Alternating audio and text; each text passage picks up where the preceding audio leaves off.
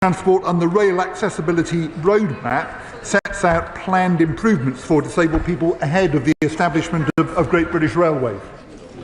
Vicky Slade. Thank you, Mr. Speaker. My constituent Becky relies on access to work, but her application was denied, and her ICE application for a complaint has now taken 8 months just to receive an acknowledgement. We can't progress an ombudsman claim until the Department doing to arrange for complaints to be dealt with more quickly so people can get back into work. Well, I'd be grateful if the Honourable Lady would just let me have a note of that particular hold-up with complaints. I mean, there are delays with access to work, reflecting the big surge in demand for access to work, and that's why we've proposed reform. We've consulted on reform, and we'll come back with our proposals now quite soon. We now go over to Jim Shaw. Mr. Speaker, question number 6. Minister. Thank you, Mr. Speaker. Through our 10-year health plan's big shifts, we'll ensure that more tests and care is delivered in the community, improving working between services, using greater use of technology to support women managing long-term conditions, and crucially learning from the work led by the pioneering women's health hubs. Jim Shannon. I thank the Minister very much for that. Arthritis and other musculoskeletal conditions are the single biggest cause of pain and disability in the UK. It's one of the most common reasons for workplace absences. It affects women and girls, and particularly 60% of those with arthritis in the UK are women, which accounts for some 6 million women across the United Kingdom. So can I ask the Minister, can the Minister work to ensure that MSK is included in the next phase of modern services frameworks so that health of women and girls is made a priority? Thank you. I thank him for that question. He's absolutely right. The osteoporosis does disproportionately affect women, and it's a crucial part of, as he said, absence from the workforce. Myself and Baroness Merrin, who leads on this work, met with Charlie Mayfield as part of his looking at getting more women back into the workforce, and I absolutely make sure that women's health and these sorts of long-term conditions are part of that. I can't commit to the MSK strategy, but we're absolutely committed to involving this and renewing the women's health strategy. Patrick Hurley. Number 7, please, sir. Seriously. Thank you, Mr. Speaker. And with permission, I will answer questions 7, 8 and 10 together. Tackling child poverty is a moral mission for this government, and your background should not determine what you go on to achieve in life. I am proud that we've now published our historic child poverty strategy that will deliver the largest reduction in child poverty within a single parliament, scrapping the 2-child limit, expanding free school meals and backing families. Thank you, Mr. Speaker. Earlier this week I visited the Bishop David Shepherd School in my constituency, and I saw firsthand the difference that breakfast clubs are making to children from disadvantaged backgrounds. So can the Minister explain how the government's commitment to expanding breakfast clubs will help tackle child poverty and reduce inequalities across the country? I'm grateful to my honourable friend. He's a real champion for local families, and I'd be grateful if he would extend my thanks to all the staff team at the Bishop David Shepherd Primary School for the work that they are doing. Breakfast clubs make a huge difference to parents, to children, expanding learning and giving our children a great start to the day. And this Labour government will deliver a national rollout of breakfast clubs across our country. Bobby Shanker. Thank you, Mr. Speaker. In Arboretum, in my constituency, half of the children are growing up in poverty. That means hungry mornings, cold homes, and kids who are 4 times more likely to face mental health problems by the time they're 11. What urgent action is this government taking across government to tackle child poverty that eliminates health inequalities so that all children can grow up in a warm and a stable society? Thank you, Mr. Speaker. Alongside the expansion of new free breakfast clubs, we massively expanding free school meals, expanding extra childcare for families, and that runs alongside our work in rolling out Best Start family hubs in every area, building on the proud Labour legacy of Sure Start to support families early when their children are young. Irene Campbell. Thank you, Mr. Speaker. In my constituency of North Ayrshire and Arran, healthy life expectancy is currently 52.5 years for women and 52.6 years for men. This is shockingly the lowest in Scotland and shows clear evidence of increasing health inequalities compared to other parts of Scotland. Years ago, the Glasgow effect was often cited when looking at life expectancy and at healthy life expectancy. But in this case, I fear we now also have a North Ayrshire effect. Does the Minister agree with me that this is no way to start your life and that Scottish Government must do more to address these inequalities, given that they have had the biggest financial settlement in the history of devolution? Mr Speaker, those are truly shocking statistics that my honourable friend shares. I know that she, Anna Sawa and all Scottish Labour colleagues are working to kick out the SNP in May and show them how we can make the NHS fit for the future, running alongside our child poverty strategy, Mr Speaker, that will lift thousands of children in Scotland out of poverty. That is the difference a Labour government here in Westminster is making in Scotland. The best way out of poverty is through supporting people into work and creating jobs. What assessment has the Minister made with her colleagues on the impact of the crippling national insurance hike her government has had on families with children living in poverty? Mr Speaker, our child poverty strategy will deliver the biggest reduction in child poverty in any parliament ever. That is the difference a Labour government is making. And she will surely recognise that the majority of children who are in poverty are in working families, people doing the right thing, working hard, and we are determined to support them. We know that poor housing is a serious contributor to children living in poverty, and I've recently heard concerns about social housing providers in my constituency failing to carry out vital repairs to tackle damp and mould, with some even choosing to sell off homes rather than bring them up to the standards under Awab's law because it's too expensive. So what is the government doing across government with its Equalities Department and MHCLG to stop social housing providers from selling off homes and to ensure that every child has access to safe, warm, dry, affordable social housing?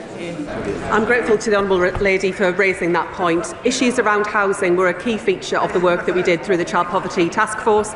It's also work that colleagues right across government are taking up. I'm concerned to hear as to the cases that she raises. If she would like a minister to look into those and provide a response, if she shares some details, I'll make sure that happens. Of course, there is poverty of aspiration, which of course contributes to inequalities, and there are over 100,000 children in looked after care in this country, as you will know, secure homes, children's homes and foster care. Every single one of those children has a skill, an ability, something to contribute to society. So can I ask her to, with her other hat on as Secretary of State for Education, to look at scholarships for looked after children, for those children to develop those skills? The Honourable Gentleman raises an important area that has been a big focus of the work of the Department for Education around children's social care reform, supporting more families around kinship arrangements, expanding fostering and making sure we're supporting children earlier on to stop that crisis escalation. I'd be happy to discuss further any other ideas that he has. Number one, please, Mr Speaker. Mr Speaker, next week is Race Equality Week, and this week's theme is Change Needs Us All. The Government's Race Equality Engagement Group, chaired by Baroness Lawrence, is ensuring that we are hearing directly from those most affected by race inequality. And Mr Speaker, yesterday we marked Holocaust Memorial Day, and across this House we remember the 6 million Jewish people murdered by the Nazis. We redouble our efforts to combat prejudice, hatred and anti-Semitism in all its forms. The gender pay gap for full-time employees in Scotland. The gender pay gap for full-time employees in Scotland widened from 2% in 2024 to 3.5% in 2025. It's utterly unacceptable that under the SNP watch, women in Scotland are earning less for the same hours. What can our UK government do to improve matters for women across our country? Mr Speaker, my honourable friend is right. We do have to narrow that gap, and we're ensuring that large employers, including in the Scottish private sector, will publish a plan to how they will address the gender pay gap. But of course, I am proud that along with him, this Labour government is delivering the biggest upgrade in workers' rights in a generation.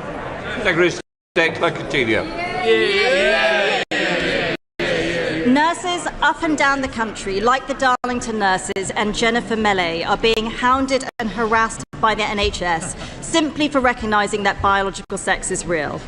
I'm grateful that the Secretary of State had previously agreed to meet with Jennifer, and I hope she still will, but she takes up the cause of of working class women. These are working class women, and they are being abused by people in positions of power. So will she go further? Will she hold accountable people in the NHS, the Nursing and Midwifery Council, and in the unions who have harassed and victimised these hard-working nurses? Mr. Speaker, I look forward to meeting with Jennifer soon to discuss her experiences and what more we can do to make sure that women in the NHS are safe at work. I'm determined to ensure that the rights, voices and spaces of women who both work in the NHS and are patients in the NHS are protected. Thank you, Mr. Speaker. In the case of Gorton and Denton, we heard this week that the Muslim vote has decided to endorse the Green Party. This is overt sectarianism in our midst, and we know where we have sectarian politics, conflict and strife follows. Even one of their candidates at the last election was threatened with beheading, but nobody in the Labour Party seems to be able to confront this problem. So will she call out for what it is, sectarian politics that has no place in Britain? Secretary of State. Mr. Speaker, I'm not aware of what the Right Honourable Lady describes in terms of the particular case. What I can say is that violence, intimidation or harassment has no place in our politics. No political candidate or Member of Parliament should be subject to that kind of experience. What I can also say is I'm very much looking forward to going and campaigning and making the case to the people there. We now come to questions to the Deputy Prime Minister. Annalise Bidgley. Question number one, please, Mr. Speaker. Deputy Prime Minister. Mr. Speaker, I've been asked to reply on behalf of the Prime Minister who's visiting China and Japan. Mr. Speaker, yesterday was Holocaust Memorial Day, and for the first time a Holocaust survivor, Marla Trivich, addressed Cabinet. I found her testimony profoundly moving, especially having recently visited the Majdanek concentration camp in Poland. We owe it to every survivor and to the 6 million Jewish people murdered in the Holocaust to never forget. We will build a national Holocaust Memorial and Learning Centre next to this Parliament so that the voices of survivors are never forgotten and their courage inspires future generations. Mr. Speaker, I know the thoughts of the whole House will also be with the family and loved ones of Captain Philip Gilbert Maldoni of the 4th Regiment Royal Artillery, who died on Sunday.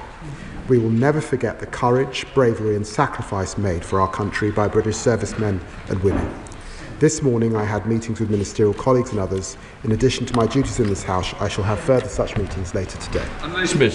Thank you, Mr. Speaker, and I'd like to associate myself with the remarks of the Deputy Prime Minister on Holocaust Memorial Day and British servicemen. This week, the BBC and Good Morning Britain have reported of the national disgrace of out-of-control waste dumps, and for years my constituents in Kirby have lived with one. People struggle to breathe, they're sick, they have to live with their windows shut and schools sometimes shut down for days. I've been campaigning on it with our Labour councillors, but the response from the Environment Agency has been slow and ineffective. So will the government work with me to sort this nightmare and stop the Simmonswood stink? Deputy Prime Minister. I thank my honourable friend. The government will work with her. The situation she describes is unacceptable. People are right to be furious. The Environment Agency are taking action to prevent further dumping, and we're giving them more powers and resources to crack down on fly tipping. I'll make sure that ministers keep her updated of their efforts. And speaking of garbage, Mr. Speaker, I note Reform's spring cleaning of the party opposite is continuing this week. The Leader of the Opposition says the Conservative Party is full of unwanted rubbish. The public worked that out long ago and got rid of them, Mr. Speaker. Shadow Secretary of State, Andrew Griffiths. Thank you, Mr. Speaker. Can I start by echoing the Deputy Prime Minister's comments about Holocaust Memorial Day? We must never forget. May I also associate this side of the House with the condolences expressed by the Deputy Prime Minister to the family of Captain Philip Gilbert Maldoni. I also offer the condolences of the House to the family of Lord Flight, one of my predecessors in Arundel and South Downs. He served in Parliament with distinction for more than 2 decades. Mr. Speaker, after the Chancellor's U-turn yesterday, can the Deputy Prime Minister confirm that over 90% of retail, hospitality and leisure businesses will get nothing? Deputy Prime Minister. Well, Mr. Speaker, can I welcome the Shadow Business Secretary to the dispatch box and join him? I remember Lord Flight well when I arrived in this House. It's always a pleasure to hear from the co-author of the mini-budget.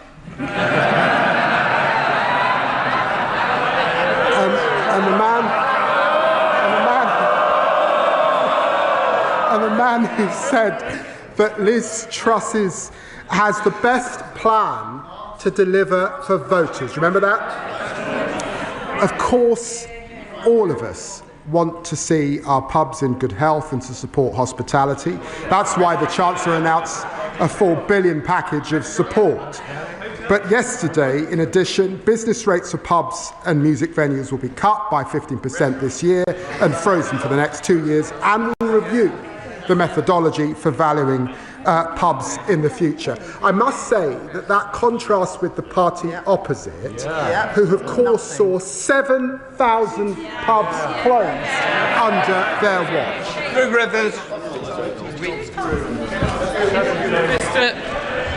Mr. Speaker, he wants to talk about experience. I spent 25 years building businesses, creating jobs.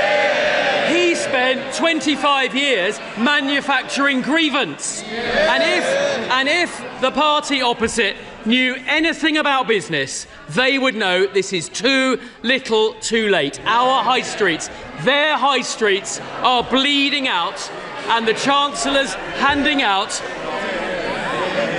They don't want to hear this, Deputy Speaker. Our high streets are bleeding out, and the Chancellor's handing out a box of sticking plasters. They can't even U-turn properly. Mr. Deputy Speaker, a senior advisor. Mr. Speaker. Mr. Speaker, a senior advisor to Andy Burnham said yesterday the Chancellor just wants a cheap headline. Meanwhile, our high streets are being decimated. He's right, isn't he?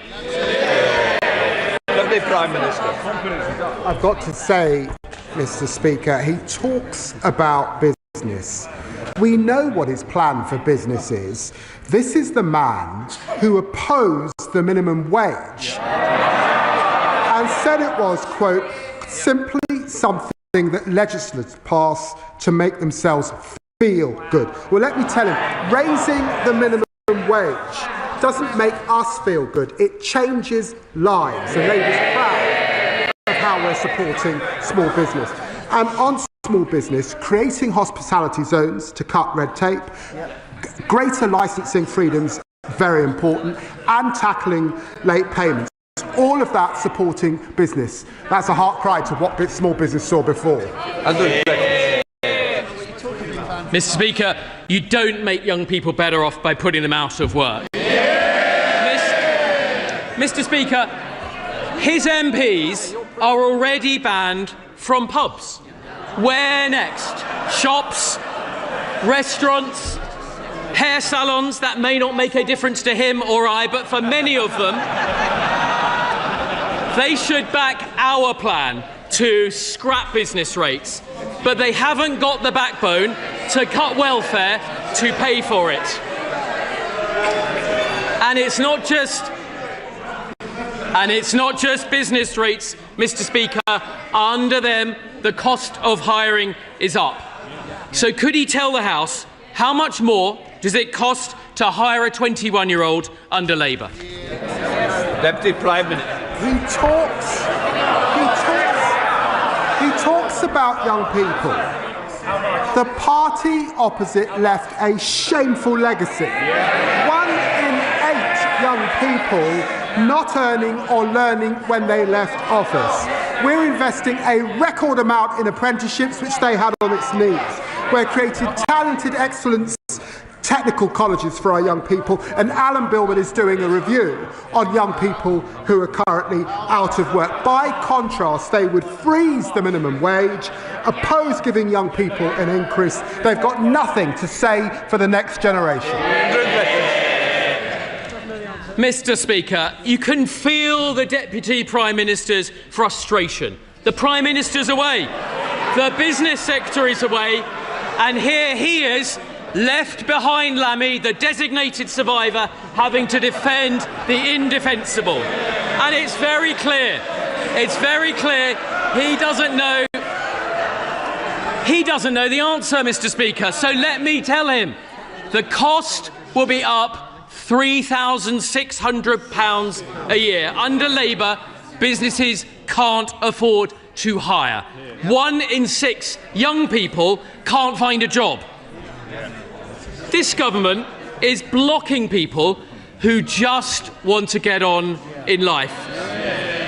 People, Mr. Speaker, ambitious people like Andy from Manchester, having his dreams crushed by Labour. So could the Deputy Prime Minister explain why unemployment has gone up almost every month they've been in office? Check his fact. 500,000 people in work more than a year ago under us. The Shadow Business Secretary is in no position to lecture anyone about U-turns, by the way. This man was Boris Johnson's net zero business champion. Now he opposes the renewable investment, creating jobs and opportunities right across the country. Andrew Griffiths. Mr. Speaker, the thing he didn't want to say is that every Labour government leaves office with unemployment higher than when they arrived. And there's a reason for that. They don't understand what it takes to be an employer. They don't understand business. They're strangling business with their red tape, and they're about to make things infinitely worse. So will he tell us his government's own estimate of the cost to business of the Unemployment Act? Deputy Prime Minister. I'm going to take no lectures from you on business. My father was run out of business under the Thatcher government. I know what it's like to grow up under a Tory government. And whilst we're talking about it, 26 Tory MPs and counting have already defected to reform, and now they're all counting down, Mr. Speaker, because today is 100 days until the Tory transfer window slams shut. It's going to be the longest and most disloyal transfer saga since Sol Campbell left Spurs. And the member for Clapton, I don't know where he is, has signed 3 white wingers in the past fortnight. Andrew Griffiths. Thank you. I don't know what's in his head, Mr. Speaker. It's our party that is getting stronger, and overnight,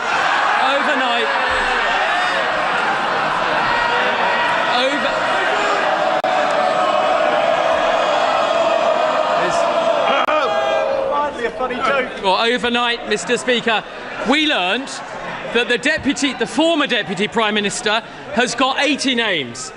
On Sunday, we learned that the Health Secretary's allies claimed that he's got 200 names, and oddly, 50 of them want the Mayor of Greater Manchester, who's not even in this MP. Mr. Speaker, they're supposed to be running the country, and once again, small businesses across this country will see that he didn't answer the question. So I'll tell him, £1 billion a year. That is the burden to businesses of their bill.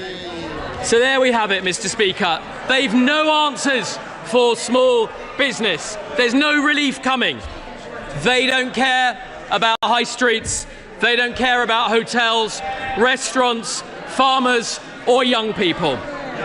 Won't the Deputy Prime Minister admit what the members behind him are thinking? That it's not the Prime Minister going to China that's the problem, it's the fear that he might come back. Deputy Prime Minister. Mr. Speaker. He's not going to get this gig again, is he? Let's face it.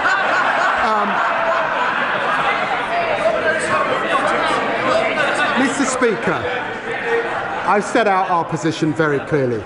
This was the week when the leader of the opposition told Desert Islanders that Britain needs to learn to queue again. And Tory MPs have taken her quite literally. They're lining up outside the member for Clacton's office while they squabble about the damage that they did to our country. Labour this week is capping ground rents, cutting the cost of living and rebuilding our public services. That's the difference a Labour government makes, and there's much more to come.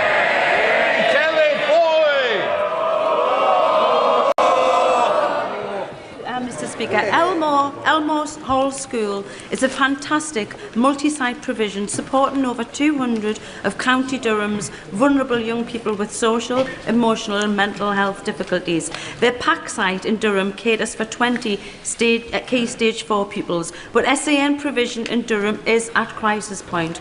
With an extra school site and PAC extension, Elmore could offer more young people opportunities to thrive locally, saving thousands in costs for alternative provision and taxis. Will the Deputy Prime Minister arrange for the DFE Minister to visit the PAC site, and will they work with me to support the urgent need for additional school facilities and PAC accommodation so young people in Durham can access the education they deserve closer to home? Deputy Prime Minister. Well, I'm very grateful to my honourable friend. We're focused on fixing the SEND system so every child, wherever they live, has the support that they need to thrive. And we will continue our national conversation on reforms. We're also boosting investment into SEND. That includes 200 million to roll out more training for teachers and over 100 million for Durham County Council. I'm sure a minister would be happy to meet with my honourable friend and visit the site at the earliest opportunity. Deputy Leader of the Liberal Democrats, Daisy Cooper.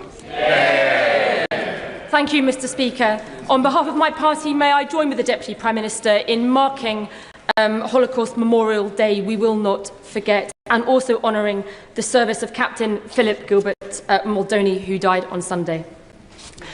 Mr. Speaker, whilst the Chinese regime still holds British citizen Jimmy Lai captive in prison, and whilst the Chinese regime continues to hunt down pro-democracy protesters on the streets of Britain with bounties on their heads, the British Prime Minister has gone cap in hand to China to ask for a trade deal on the promise of a super embassy from which the Chinese regime will continue to spy on us. The Chinese regime remains undeterred in its illegal actions against the UK and our citizens. So can I ask the Deputy Prime Minister to name one single consequence that the Chinese regime will face if they do not stop their campaign of espionage and repression? Deputy Prime Minister. Well, Mr. Speaker, China matters, and ignoring them would be a dereliction of duty. We will build a consistent, long-term and strategic approach grounded in reality. I set that out in the China audit statement I made a few months ago, and that is what our allies do. President Trump, Macron, Chancellor Merz, Prime Minister Carney, all are visiting and engaging. We'll cooperate where we can, and I'm sure in areas like climate she would expect us to cooperate, and we will challenge in areas where we disagree. That's the way that we deliver for the public of this country. Daisy Cooper. Thank you, Mr. Speaker. I note the Deputy Prime Minister could not name one single consequence if the Chinese do not stop their espionage and repression. Mr. Speaker,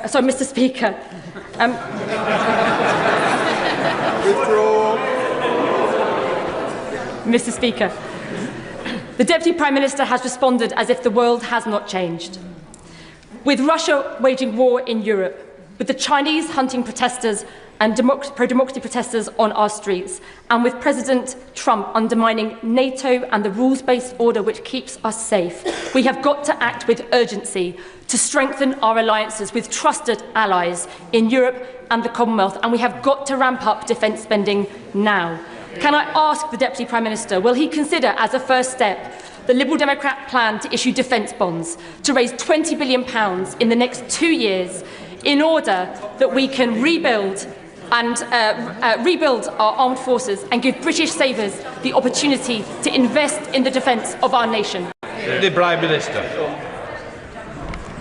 I've got to say, I've been here long enough to remember when Labour left office, 2.5% we were spending on defence, and when they were in government with them, they cut it. Thank you, Mr. Speaker. Does the Deputy Prime Minister agree with me that the good work of this Labour government to get the NHS back on its feet, with waiting lists down, including by 2,400 in my constituency, ambulance waits down, and prescription charges frozen, would be put at risk, could be put at risk by Reform UK, as confirmed at the weekend, when the last but one defector, the Honourable Member for Romford, when asked about a private health insurance system, said, "I don't object to that." Deputy Prime Minister. Well, he's right. Waiting lists are down 3,200 in his local area, and he's right to highlight the progress with our plan to get the NHS back on its feet. Thanks to this Labour government decisions, waiting lists have fallen by over 300,000 since the election, and we delivered 5.2 million extra appointments, slashed ambulance response times, and recruited 3,000 more GPs. Meanwhile, the member for Romford confirmed at the weekend that Reform would support privatising the National Health Service. Labour will never let it happen. We're trusted with our National Health Service. Mr. Speaker, this week marks 2 years from the attempted great deception of the former government and the DUP that the Irish Sea border was gone. No checks, no paperwork was the strapline. And yet within the first few months of this new year alone, we've had imposed a veterinary medicine border, and we've had a ban on new GB cars being sold in Northern Ireland. And now the EU says that from July it plans to impose a €3 charge on small parcels coming into Northern Ireland. What sort of government allows a foreign power to impose a tax on parcels coming into its own territory? Deputy Prime Minister. Well, Mr. Speaker, I looked at this specifically when I was Foreign Secretary. We've provided a wide range of guidance and support to businesses. We've not seen evidence of significant disruption to the flow of parcels. However, of course, HMRC stands ready to provide support wherever businesses have difficulties. Alex Boriscott. Mr. Speaker. When the Prime Minister recently visited my constituency of Cardiff West in Ely to launch the UK Child Poverty Strategy, I took the opportunity to discuss with him that much needed Pride in Place funding that we want in Ely and Kyra. My constituents are telling me they want it in important things such as a youth zone and in recreational sports activities. So will my right honourable friend agree to meet with me to discuss securing this vital funding for my constituents in Ely and Kyra? Deputy Prime Minister. Well, of course I'll ensure that my honourable for the appropriate minister look at the difference that Labour is making in Wales.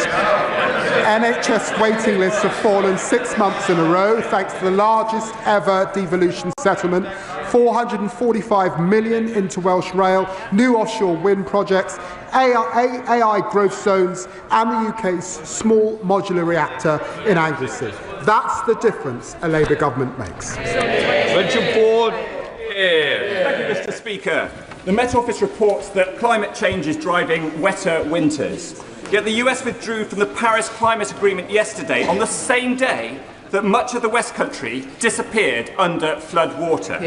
My part of Devon is submerged and needs better flood defences. Would the Deputy Prime Minister like to invite his US counterpart on a fishing trip to the southwest? Deputy Prime Minister. Well, I'll get a licence if I do, but my sympathies are with his constituents affected by the recent floods. We're investing a record £10.5 billion into flood defences to protect 890,000 homes. The flood defences are inherited, of course, from the party opposite, which was shameful. But we've committed to net zero and the Paris Agreement. It's good for lowering bills, good for jobs and investment in the UK. Elsie Blundell. In my borough, the social housing waiting list exceeds 7,000 live applications. Council housing offers my constituents the safety and security that they deserve. What further steps can the government take to speed up the delivery of the social and affordable homes programme and build the high-quality social housing my constituents deserve? Prime Minister.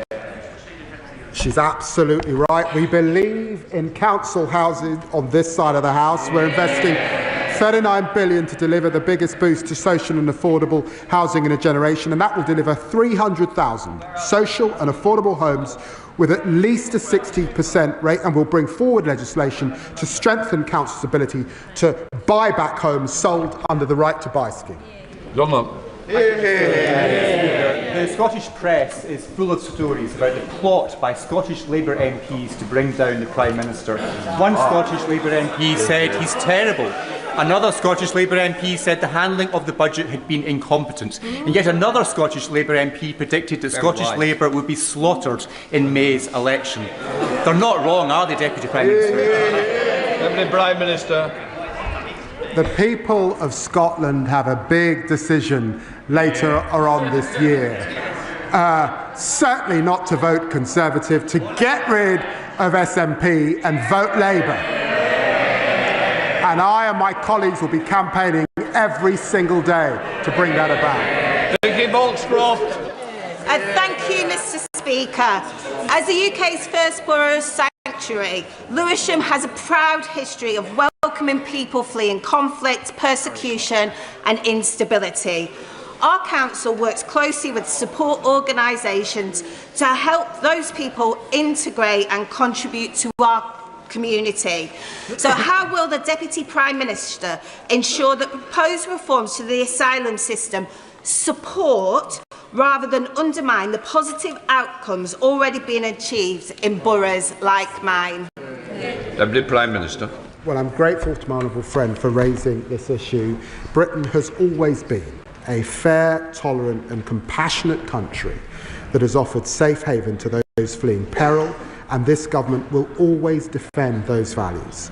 We're introducing the largest overhaul of asylum policy in modern times to restore control, contribution and fairness. That includes creating new, capped, safe and legal routes for refugees. Asylum claims are falling across Europe, but in Britain they are rising. So we must make it less attractive for those who are coming here illegally to come to Britain and easier to remove them, and that's what we'll continue to do. Mr. Speaker, 6 in 10 families say their pay is going backwards, with the lowest earners £73 a week worse off, and middle earners are worse off too. So will the Deputy Prime Minister admit that his government, this government, has broken its promise to improve living standards? Deputy Prime Minister. Real wages have risen nearly every single month since we came into office. Thank you very much, Mr. Speaker. Sergeant Matthew Telford, Trooper Robert Pearson and Guardsman James Jimmy Major, aged just 18, 3 heroic servicemen from Great Grimsby and Cleethorpes who made the ultimate sacrifice on their tours of Afghanistan. I want to put on record my condemnation of President Trump's plain wrong comments that so undermine the commitment of our brave British servicemen and women at home and abroad, which the Deputy Prime Minister has rightly recognised. This government has launched the Valour system to ensure that our veterans veteran support offer on housing, health, welfare and work is fit for purpose, fully backing our forces. That's in stark contrast to the leader of Reform, who happily takes cash to champion the IRA. Shame. My local armed forces charities want to know if he can set out how urgent action is being taken to house homeless veterans by this government under Valour. Prime Minister. One of the greatest privileges of my life is visiting our servicemen and women who are stationed abroad. We're renewing the contract with our veterans, providing millions to eradicate veteran homelessness and investing £50 million into a nationwide network of support centres. I also want to take this opportunity to pay my respects to Private Jonathan Kitulongoda. He was the first British soldier killed by enemy action in Afghanistan on this day in 2004. He was just 23. The valour and heroism of those who have served our country to keep us safe must never be forgotten. Thank you, Mr. Speaker. A month ago today, protests erupted across Iran. In response, the Iranian government launched a deadly crackdown. They fired indiscriminately on protesters and they've shut off internet access to hide what they were doing from the outside world.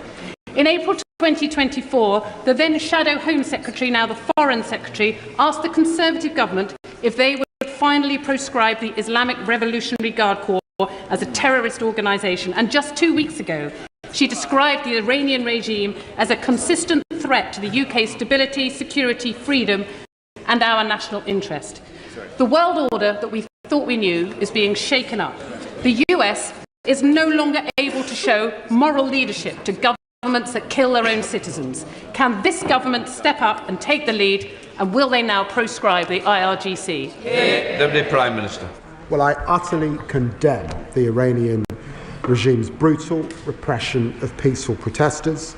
It's a long-standing position under successive governments not to comment on whether a specific organisation is being considered for proscription. We have long criticised Iran's authoritarian regime and taken robust action to protect UK interests from Iranian state threats, and that includes over 220 sanctions on Iran, placing the entirety of the Iranian state on the enhanced tier of the Foreign Influence Registration Scheme. We're working at pace, of course, to explore what further measures can be taken to respond to these horrific. Thank you, Mr. Speaker. Mr. Speaker, violence is again escalating in northeast Syria, Rojava, with humanitarian crisis unfolding and the city of Kobani under siege yet again. The Kurdish communities who fought and helped defeat ISIS now feel abandoned by their Western allies. Will the Deputy Prime Minister commit to working with our allies to hold the Syrian regime to the March 2025 agreement by securing protection for Kurdish civilians, pushing for meaningful immediate ceasefire, opening humanitarian corridors into Kobani and supporting constitutional recognition for Kurdish region? Prime Minister. Well, recent events in Syria have been deeply concerning. This is a significant moment for Syria's future, and we're using every diplomatic lever to urge all parties to stop the violence, protect civilians and ensure humanitarian support can be accessed. The Foreign Secretary has highlighted the importance of protecting the rights of the Kurdish community to Syrian's Foreign Minister this week, and we have consistently advocated for an inclusive political transition. We remain committed to standing with the Syrian people as they seek to build a more stable, free and prosperous future. Lee Anderson. Thank you, Mr. Speaker. It was reported on the TV yesterday that the Labour backbenchers are revolting. Now that is a matter of opinion. You don't have a TV licence. Unlike the Labour backbenchers and the Prime Minister. You don't have a TV licence, please. Unlike the Labour backbenchers and the Prime Minister. He doesn't have a TV licence. Keep going. Where's your TV licence? Hi. Well, order. I didn't want to have to get up. One of us is going to sit down. It's not going to be me. Who was the person that was speaking out then? If you haven't got the guts to admit to shouting somebody down, leave the chamber. Lee Anderson. Thank you, Mr. Speaker. unlike the Prime Minister of our country, I've never been thrown out or barred from a pub, and after yesterday's disastrous announcement to save our pubs, there's no wonder it's cleared off to China. But I've got one question for the Deputy Prime Minister. Will he come with me to Ashfield to visit some pubs and speak to some landlords and explain to them why over 500 pubs have closed since this Labour government came into power, and why another 500 pubs will close in the next year? Come on, be a man. Deputy Prime Minister. Well, Mr. Speaker, I think I once campaigned with the honourable gentleman who was a member of the Labour Party. Yeah. And it's been said of him that when he left, he enhanced the IQ of the Labour Party and the IQ of the party that he went to. I wonder what job the honourable member is pitching for on Reform Shadow Cabinet. They've got Nadeem Zawi to advise on tax, the member for Newark to open up the borders. Now they need Liz Truss to crash the economy. Ian Byrne. Thank you, Mr. Speaker, and I hope you get well soon. Lydia Jakeman is 19 years of age and has been given a devastating diagnosis of motor neurone disease. When she was told she has a very rare form of the disease that can be treated with a groundbreaking new drug called tofersen, her family were given hope. They have since discovered that while the drug has been made available to the NHS free of charge, a local trust has declined to deliver it. This afternoon, a family will be arriving at Downing Street, having walked from Southampton to highlight this injustice. Will the Deputy Prime Minister work with me, MPs from across the House, the Department of Health and Social Care Ministers, as well as NHS bosses, to deliver fair access to tofersen for all living with this rare form of motor neurone disease? Deputy Prime Minister. Well, can I say to my honourable friend that I'm sorry to hear about those that are waiting for this treatment, and of course I will ensure that he gets the appropriate meeting with the relevant minister. James McMurdo. GR Car is a business in Burnt Mills in my constituency in Basildon, with over half a century of experience in steel manufacturing and fabrication. It is exactly the kind of medium-sized business that builds this country, and we should be championing. And following my visit to them last week, I was disturbed to find out that many of our contracts from our flagship deals in Teesside and in our nuclear programmes go offshore, such as the 7,000-tonne order for steel to China and the 200+ kilometres of fabricated pipework to Germany. This is exactly the kind of investment that should be done in the UK. So how does sending offshore play into their growth plans? Deputy Prime Minister. Well, the honourable gentleman will remember that we stepped in to save British Steel, and we committed up to £2.5 billion to rebuild the sector, and we'll publish a steel strategy setting out how we're going to achieve that shortly. The British Industry Supercharger will also bring down energy costs for strategically important UK industries. Patricia Ferguson. Thank you, Mr. Speaker. At a time when this government is promoting a duty of candour to ensure all public servants, including ministers, should have a legal duty to act with transparency and frankness, and when the Scottish Government has indicated it hopes that legislation will apply there too, does the Deputy Prime Minister support calls for the current First Minister, a former First Minister and a former Health Minister to appear before the inquiry into the deaths of adults and children as a result of contaminated water at the Queen Elizabeth University Hospital in Glasgow? A scandal widely thought to be the worst since devolution began. Deputy Prime Minister. Well, my honourable friend is right to raise this serious matter. It's a scandal, one of the worst failures in modern Scottish public life.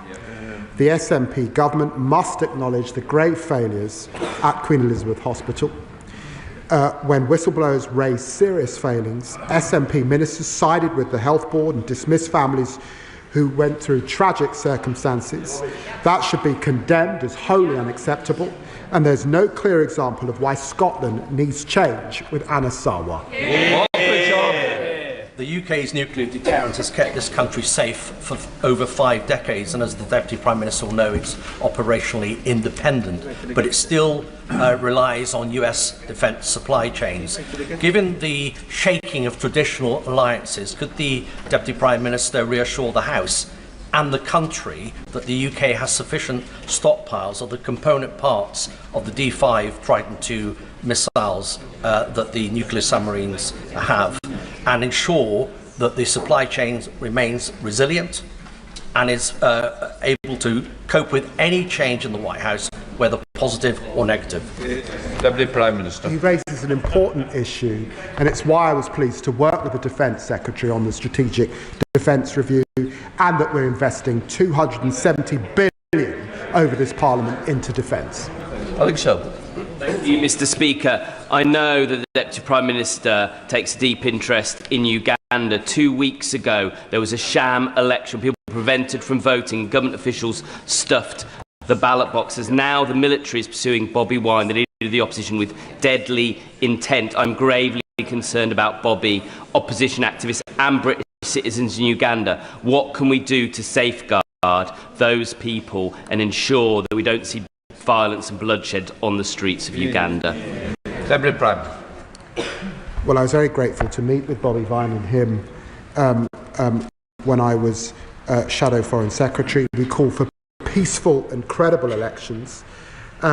This dispute must be resolved peacefully and legally. Opposition candidates must be able to campaign freely.